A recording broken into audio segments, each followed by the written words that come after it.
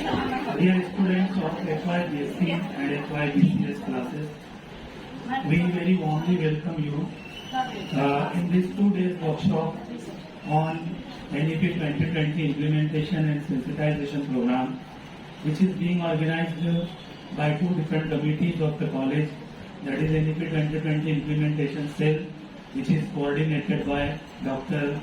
Muhammad Ismail sir, and IQAC, which is headed or coordinated by myself and Dr. Abdul Aziz Momin. Now we start this workshop with a formal customary way, in a very customary way. So for the president of this program, as it is the custom that whatever we do properly, so we should select a leader or a person who becomes a torch bearer for us. So for president's name, I very proudly say the name of our principal man, Dr. Salma Abdul Sattar ma'am, as the president of this program, and I second the same. And I seek her kind permission to proceed further. Thank you very much. Now, we would like to felicitate her.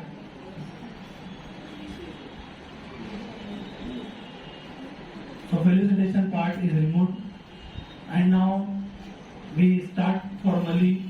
Before that, I would like to make an announcement that today among us there is a faculty member who has been given a very prestigious position or post in the college, and he is none other than Dr. Yahya Khan.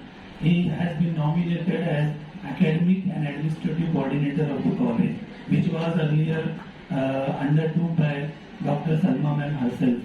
So congratulations sir, and we hope that you will just at this post. And it is his first program as A&A coordinator. So this is also a moment of pleasure for him. Munawwar Ahmad sir, IQAC coordinator, Honorable Dr. Muhammad Ismail sir, HOD Zoology Department and coordinator of today's one-day workshop, Honorable Academic and Administrative Coordinator, Dr. Pathan Yahya Khan sir, Honorable Assistant IQAC Coordinator, Dr. Momin Adil sir, and dear student friends, Assalamu Alaikum. First of all, I would like to congratulate the organizing committee of this intellectual gathering or program, that is one-day workshop on NEP 2020. It is awareness and sensitization program which is organized by NEP Implementation 2020 Committee or Cell in collaboration with Internal Quality Assurance Cell. It's an honor for me to have such type of enthusiastic persons as my colleagues who are organizing such activities. Dear students, today I have so many commitments, that's why I am not ready to deliver lecture. That duty is allotted to Professor Munawwar Ahmad and Dr. Ismail. Then they will handle my session. Sir, are you ready now? चलेगा ना बच्चों? Sir बोलेंगे मेरी जगह आपको चलेगा?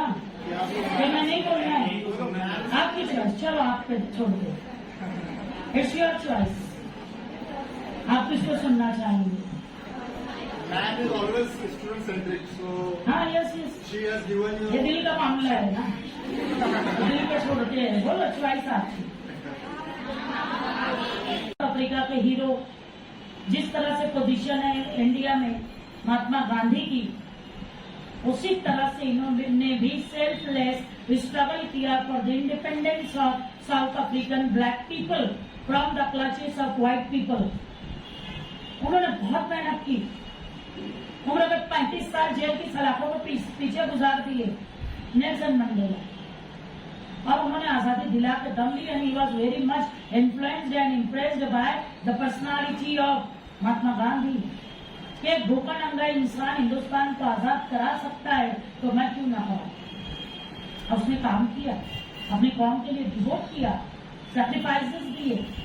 और आप देखिएगा कि यूनिवर्सिटी ऑफ साउथ अफ्रीका के एंट्रेंस पे, एंट्रेंस है ना हमारे कॉलेज का, कुछ है क्या हमारे एंट्रेंस पे घुसते गेट के अंदर, तो ये यहाँ ये एंट्रेंस बाहर वाला नहीं है, वो कैंपस का एंट्रेंस है। हमारे कॉलेज के एंट्रेंस पे देखो कुछ लगा है, नजर उड़ा कभी पड़े, देख लो पीछे दिखा है एंट्रेंस पे,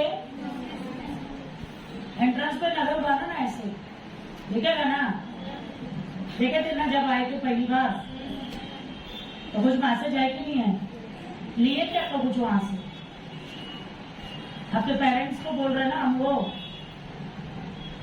लड़की को जहेज में कुछ मत दो, सिर्फ डिग्रियां दे दो, सिर्फ अच्छी तालीम दे दो। जो हमारे फ्रीडम फाइटर ऑनरेबल हारून अहमद अंसारी साहब जो इस कैंपस के फाउंडर है, उनका ड्रीम ही था ये मुसलमानों के नाम पे जो इलिटरेसी का धब्बा है ना, खासतौर से औरतों के माथे पे, वो कलंक मिटा के जाऊंगा। मालेगांव की हर औरत पढ़ी लिखी चाहिए मुझे।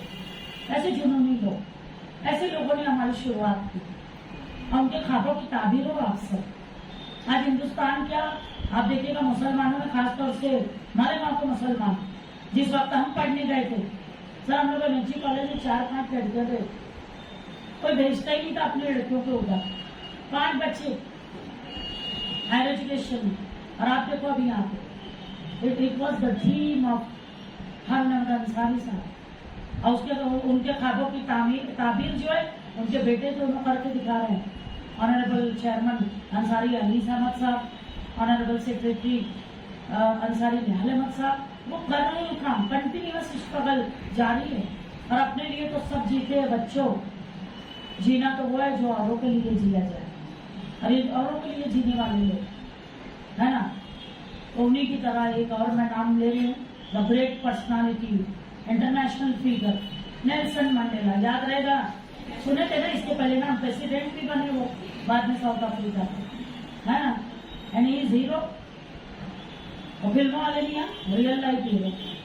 तो देखिएगा साउथ अफ्रीका की यूनिवर्सिटी जो है, यूनिवर्सिटी ऑफ साउथ अफ्रीका, उसके एंट्रेंस गेट पे क्या लिखा है, कोटेशन देखिए तो क्या लिख रहा है नेल्सन मंडेला का कोटेशन, कि destroying any nation does not require the use of atom bomb and use of long range missiles. किसी देश को, किसी कौम को बर्बाद करने के लिए एटम बॉम्ब या किसी मिसाइल की जरूरत नहीं है, नो नीड। ये कैसे बर्बाद होंगे, इट ओनली रिक्वायर्स, क्या रिक्वायरमेंट है, lowering the quality of education. Education जो इम्पार्ट की जा रही है ना, उस क्वालिटी को लो कर दो, बर्बाद हो जाएगा ना देश। हमारे हिंदुस्तान में यही हो रहा है, क्वालिटी ऑफ एजुकेशन की कोई बात ही नहीं करता है, कोई उसके इम्प्रूवमेंट की बात ही नहीं करता है, बस सिर्फ सब एजुकेशन देना है, देना है। एनईपी आ गया, टीचर का पता नहीं, इंफ्रास्ट्रक्चर का पता नहीं, कुछ भी नहीं। हम हमाल की तरह लदे फंदे थे और हमालियां डाल दी गई। कल तक 100 किलो गोल्ड था तो आज 500 किलो का दिया, and no improvement in our condition. We are working just like हमाल, we all top to bottom, I am talking about. तो क्वालिटी ऑफ एजुकेशन, बर्डन ज्यादा रहेगा, दे पाएंगे नहीं, वो बोल रहे बर्बाद हो जाएगी कौन। और क्या बोल रहे आगे, and allowing cheating in the examination by the student. और क्या इजाजत दे दो बच्चों को एग्जाम में चीटिंग करो। चीटिंग करने वाले लाइफ में आगे बढ़ते, are we cheaters? Absolutely not. Why? Because हमने अपनी मेहनत के बलबूते पे, अपने काबिलियत के बलबूते पे यहाँ तक पहुंचे और आगे भी पहुंचे। समझ में आ रहा है? तो ये आपने देखना है कि आपके आसपास के लोग किस तरह से एजुकेशन लिए। नॉलेज विदाउट कॉलेज हो ही नहीं सकती। If you want knowledge you have to come to college first, then उसके बाद ऑनेस्टी, लॉयल्टी विथ योरसेल्फ, आप कॉपी कर रहे हो, किसको धोखा दे रहे हो? सामने वाले को, सुपरवाइजर को, एग्जामिनर को, किसको दे रहे हो? खुद को दे रहे हो। अरे कोई देख रहा है कि नहीं देख रहा है? ऊपर वाला सब देखता है। कोई सीसीटीवी की जरूरत है क्या? कैमरे की? नथिंग। बेईमानी के जो मार्क्स ले लोगे ना बेटा, डिस्टिंक्शन कर लोगे, टॉप कर जाओगे, दिल में तो यही रहेगा खलिश। कभी 12वीं की मार्क्स जो है मार्कशीट लेके बैठना, सबको नहीं कह रहे हो, जिनको कह रहे हो वो समझ रहे होंगे। तो अकेले में बैठ के सोचना कि ये जो मार्क्स मिली है क्या मेरे ईमानदारी की है क्या? जवाब मिलेगा खुद ही आपको। तो 5 उंगलियां बराबर नहीं है ना। किसने क्या किया, कौन कितने पानी में, सबको पता है। तो आपका ज़मीर सबसे बड़ा जज है आपका, जो आपको लानत मलामत करेगा। अरे इतनी मार्क्स मिली, काय की कॉपी की है, टीचर आके कॉपी कराया, क्लास में मार्क्स कॉपी हुई, व्हाटएवर जो भी हो, मुझे लेना देना नहीं है उससे कुछ। मैं सिर्फ कोटेशन एक्सप्लेन कर रही हूँ। तो अगर देश को बिगाड़ना है, कौम की बर्बादी करना है, तो क्या कर देने का? क्वालिटी एजुकेशन को लोअर कर देने का, और बच्चों को क्या परमिट कर देने का? चीटिंग करो रे, आराम से चिट्ठी करो, है ना, पास हो जाओ। ताकि मेरा रिजल्ट अच्छा आ जाए। तुम्हारी नस्लें बर्बाद होती है तो होती रहे। आपने पढ़ा होगा कई बार, एक डॉक्टर गलती करता है तो एक इंसान मरता है, एक इंजीनियर गलती करता है, एक मशीनरी बिगड़ेगी, और एक टीचर गलती करेगा ना तो पूरी नस्ल बर्बाद हो जाएगी। तो एज ए टीचर, मैंने एज ए टीचर, हम सब ने अपना एनालिसिस करना चाहिए कि भाई मैं कहाँ हूँ, क्या मैं सही तरह से नेशन बिल्डिंग का काम कर रही हूँ कि नहीं कर रही हूँ? ये मैंने खुद से सवाल करना चाहिए। समझ में आ रहा है कुछ? तो क्वालिटी एजुकेशन चाहते हो तो एनईपी में वो काम हो रहा है आपका। अभी हम पर है कि हम कितनी ईमानदारी से दे रहे हैं, और हम ईमानदारी से इधर देते रहते और तुम खुद से बेईमानी कर करके बातचीत करते रहते। होता कि नहीं होता है ना? होता है। Excuse me. हाँ बोलिए। मैं लेक्चर में हूँ, मैं निकल के जो करती हूँ। हाँ मैं लेक्चर में होती। तो समझ रहे हो आप, मिला मैसेज? तो किसी कौम को बर्बाद करना है तो बस ये 2 काम करना है। आज आजादी के 78 साल हो जाएंगे, पर अभी तक हिंदुस्तान का मुसलमान आजादी के वक्त जहां था वहीं पे खड़ा है कि नहीं? ये मैं नहीं कह रही, स्ट्रक्चर कमेटी की रिपोर्ट कहती है। मैं और आप हम सब सोचे, एनालिसिस करें कि सोशल, इकोनॉमिक, पॉलिटिकल हर फील्ड में हम कहाँ हैं। चलिए आते हैं अपने मुद्दे पर। तो supreme court of India, the highest court of India, है ना? सुप्रीम कोर्ट सुनियो ना? तो सुप्रीम कोर्ट ने जो ऑब्जर्वेशंस किए, तो 2 नोटेबल ऑब्जर्वेशंस है उसके एजुकेशन के बारे में। पहला है, today's education failed to reform human behaviour. Human behaviour means क्या?